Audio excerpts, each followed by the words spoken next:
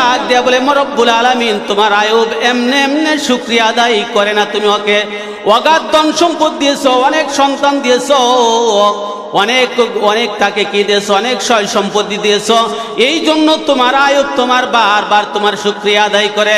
এগুলো যদি তুমি না দিতা তোমার আয়ুব কোনোদিন শুকরিয়া আদায় করতো না। এবার মহান রব্বুল আলামিন ডাক দিয়ে বললেন না না, আমার আয়ুব এই জন্য শুকরিয়া আদায় করে না। এবার মিস্টার ইবলিস ডাক দিয়ে বলে রব্বুল আলামিন এটা আমি বিশ্বাস করি না, এটা আমি বিশ্বাস করি না। কারণ তোমার আয়ুবের এত সম্পদ দিয়েছো, এত ধন সম্পদ দিয়েছো, টাকা পয়সা দিয়েছো, বিবি একাধিক বিবি দিয়েছো, অনেকগুলি সন্তান দিয়েছো, তার কোনো সম্পদের কোনো অভাব নাই।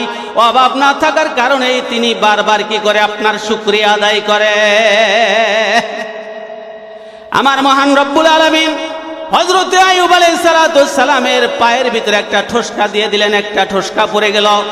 একটা ঠোসকার পরিবর্তে দেখা যায় তার সমস্ত শরীরের ভিতরে একটা একটা করতে করতে তার সমস্ত অঙ্গ পতঙ্গের ভিতরে কি হয়ে গেছে আমার ভাইয়ের আমার বাবাজিরা, ঘা জন্মে গেছে, ঠোসকা পড়ে গেছে, আর ঘা জন্মে গেছে, ঠোসকা পড়ে গেছে। শুধু তাই না, ওই ঘায়ের ভিতরে আমার আল্লাহ রব্বুল আলামিন পোকা দিয়ে দিয়েছে।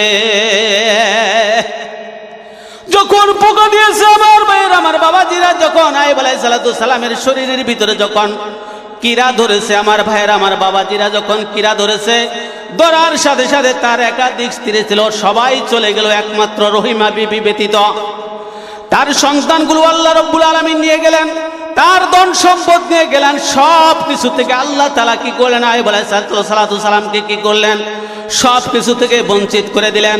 দেওয়ার পরে আইয়ুব আলাইহিস সালামের সমস্ত শরীরের ভিতরে, সমস্ত অঙ্গ পতঙ্গের ভিতরে আমার ভাইয়ের আমার বাবাজিরা আমার আল্লাহ রব্বুল আলামিন কি দিয়ে দিলেন, তাকে এত ঘা দিয়ে দিলেন। ঘায়ের ভিতরে শুধু ঘাই না, শুধু ঘাও না, ঘায়ের ভিতরে আমার আল্লাহ রব্বুল আলামিন কীট লাগাই দিয়েছে।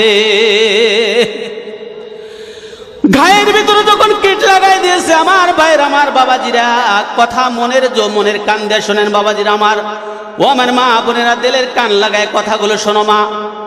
যখন ঘা দিয়েছে, দেওয়ার পরে হযরত জিবরাইল আমিনকে ডাক দিয়ে বলেন, আমার আল্লাহ রব্বুল আলামিন ডাক দিয়ে বলেন, জিবরাইল যাও যাও দেখো আমার আয়ুব এখন কেমন আছে।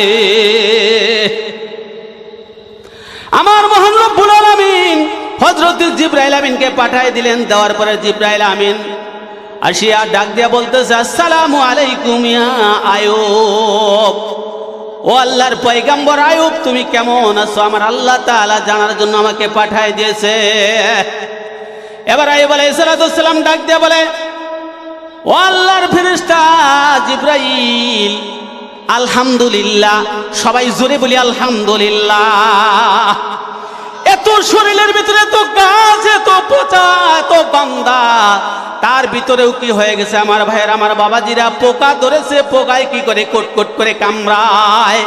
তারপরেও যখন আমার আল্লাহ জিগাইছেন, ফেরেশতার মাধ্যমে, জিবরাইলের মাধ্যমে জিগাইছেন, ও ফেরেশতা রে তুমি যাও, জিবরাইল যাও যাও, তুমি জিজ্ঞাসা করো আমার আয়ুব কেমন আছে। আইয়ুব আলাইহিস সালাম ডাক দিয়ে বলে, রব্বুল আলামিন আলহামদুলিল্লাহ, আলহামদুলিল্লাহ, আমি ভালো আছি, আমি ভালো আছি। কারণ আমি এখনো ভালো আছি। আমার সমস্ত অঙ্গ পতঙ্গের ভিতরে পোকা লাগছে, আমার কোনো দুঃখ নাই। আমার জিহ্বাটা যে এখন পর্যন্ত ভালো আছে, আমি যে আপনার নাম নিতে পারতাছে, এই জন্য আপনার দরবারে লাখ লাখ শুকরিয়া। সবাই চিৎকার মেরা বলে সুবহানাল্লাহ। আমার ভাইয়ের আমার বাবাজিরা, যখন হযরত আইয়ুব আলাইহিস সালাম বলছেন যে আলহামদুলিল্লাহ ভালো আছি, আমার আল্লাহ রব্বুল আলামিনের কাছে জিবরাইল আমিন ডাক দিয়ে বলে, ইয়া রব্বুল আলামিন, ও আমার মালিক, ও আমার খোদা, হযরত আইয়ুব আলাইহিস সালাম বলছে তিনি এখনো ভালো আছে। আপনার শুকরিয়া আদায় করে, আপনার প্রশংসা আদায় করে, সব সময় আপনার শুকরিয়া আদায় করে।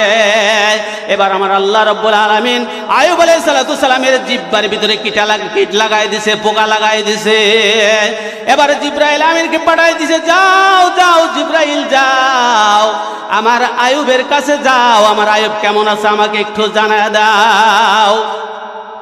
আমার ভাইয়েরা আমার বাবাজিরা, হযরত আইয়ুব আলাইহিস সালামের কাছে জিবরাইল আসে, জিবরাইল আমিন ডাক দিয়া বললেন, ও আইয়ুব, আপনি কেমন আছেন? আমার আল্লাহ রাব্বুল আলামিন আপনার কথা জিজ্ঞাসা করেছেন। হযরত আইয়ুব আলাইহিস সালাম দুই চোখের পানি ছেড়ে দিয়ে কান্দে আর ডাক দিয়া বলে, ও জিবরাইল, আমার শরীরটার ভিতরে পোকা লাগাইছিল, আমার কোনো দুঃখ ছিল না। আমার সমস্ত অঙ্গ পতঙ্গের ভিতরে আমার পোকা লাগছে, আমার কোনো দুঃখ নাই। আমি আল্লাহ রব্বুল আলামিনের আমি কি করতে পেরেছিলাম? প্রশংসা করতেছিলাম, আল্লাহর শুকরিয়া আদায় করতে পারতাম। কিন্তু আমার মহান রব্বুল আলামিন আমার জিহ্বার ভিতরে পোকা লাগাই দিয়েছে। আমার জিহ্বার ভিতরে পোকা লাগাইছে তখন থেকে আমি আমার আল্লাহর প্রশংসা করতে পারতেছি না। সবাই জোরে জোরে বলি সুবহানাল্লাহ। আমার ভাইরা, আমার বাবাজিরা, আমার আল্লাহর রহমতের দরিয়ায় জুস মেরে গেছে। এবার শয়তানকে ডাক দিয়া বলল, শয়তান দেখ দেখ, তুই তাকায় তাকায় দেখ, আমার আইয়ুব আমার সম্পদের জন্য, আইয়ুবের সম্পদের জন্য আমার প্রশংসা করে নাই। আমি ওকে একাধিক বিবি দিয়েছিলাম, এই জন্য প্রশংসা, এই জন্য শুকরিয়া আদায় করে নাই। আমি ওকে অগাধ ধন সম্পদ দিয়েছিলাম, এই জন্য না, একমাত্র আমি আল্লাহকে রাজি এবং খুশি করার জন্য কি করেছে? প্রশংসা করেছে। এই জন্য আমি আল্লাহ রব্বুল আলামিন আইয়ুব আলাইহিস সালামের সমস্ত অঙ্গ পতঙ্গের ভিতরে যত রকমের কীট পতঙ্গ ছিল, যত রকমের ঘা ছিল, সমস্ত ঘাগুলো আমার আল্লাহ রব্বুল আলামিন সাথে সাথে মুহূর্তের ভিতরে ভালো করে দিল। জোরে বলি সুবহানাল্লাহ।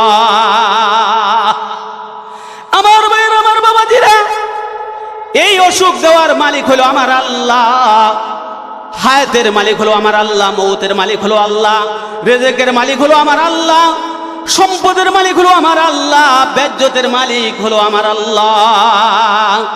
আবার আল্লাহ রব্বুল আলামিন আমাকে ইজ্জত দিতেও পারে, আবার নিতেও পারে, সেই মালিকও হলো আমার আল্লাহ। আমার ভাইরা, আমার বাবাজিরা, আমরা অনেকেই আছে, অনেকে আমরা চিন্তা করি, অনেকেই ফিকির করি, আমার আল্লাহ রব্বুল আলামিন আমাকে অনেক ধন সম্পদ দিয়েছে, অনেক টাকা পয়সা দিয়েছে, অনেক ব্যাংক ব্যালেন্স দিয়েছে, এই জন্য আমি আল্লাহর কেন প্রশংসা করব? এটা তো আমার বাপ দাদার আমল থেকেই ছিল। কথা বলেন ঠিক কিনা? এমন মানুষ এরকম আছে আমার ভাইয়ের, আমার বাবাজিরা, বলে এটা আমার বাপ দাদার আমল থেকে আছে। কিন্তু বাবা, আমার আল্লাহ রব্বুল আলামিন জানায় দেয়, ও দুনিয়ার মানুষ, আমি আল্লাহ রব্বুল আলামিন মুহূর্তের ভিতরে তোমাদেরকে আমি ফকিরে পরিণত করতে পারি, আবার ফকির থেকে তোমাকে আমি বাদশায় পরিণত করতে পারি। সবাই জোরে জোরে বলি সুবহানাল্লাহ।